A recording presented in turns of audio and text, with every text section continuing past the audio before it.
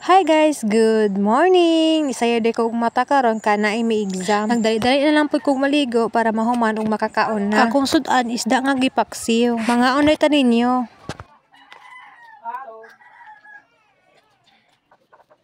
Pag human ako kaon, nagdali-dali na lang pod kog panudlay. Nagbutang na lang pod kog sunscreen sa akong nang para panglaban sa init. Panglaban sa init. Madok pa day maitom. Chares! Pag humagbutang sunscreen, nagbutang na pod kog pulbos sa akong kay para po dili ta mahagard ba kay mao to bitag eskwelahan. Kay maula pod ta ba nga atong katapad kay fresh kay na mga blooming kaayo. Niya ako luspad kayo murag patay. Bahalag pulbos lang good. So nagbutang na lang pod ay ko diri o ganang lip tint sa akong face kay para pod maingat pula-pula pod ba. Ug nilakaw ako kay moadto na kog eskwelahan kay nagdali na lang pod ko ani kay hapit na 10 kay mag-start may exam kay 10 PM kay unsaon ta malangayan makay kog lihok ni sayo gadig mata para sayo makagawas gihatod na lang pod ko sa akong partner anit para dili sayang og pamasahe. Sakit na kayo sa panit ang kainit mura na kagisog ba sa kalayo ba ay okay lang ang peg giingnan bito og magsayo naglangay-langay hinuon.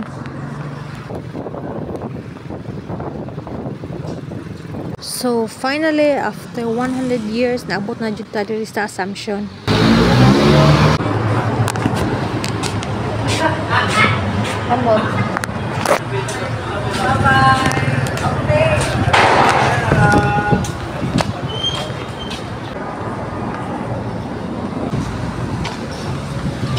Hi, sir.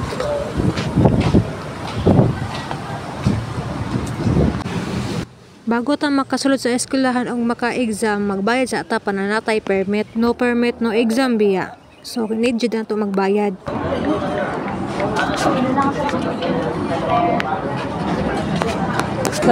Yes, sir. Kay 1K lang man atong gibayad, so magsulat ta og promissory note para maka-exam ta. Kay dili man courage para i-fall kasaba ba ning manok. Ay, pasensya na kay mo ha. By the way, nahumanay kog sulat og promissory note. Ako nang napasa dito tapos diri padulong na ko sa room kay para maka-exam na. Tapos kauban na akong pinakagwapa nga friend.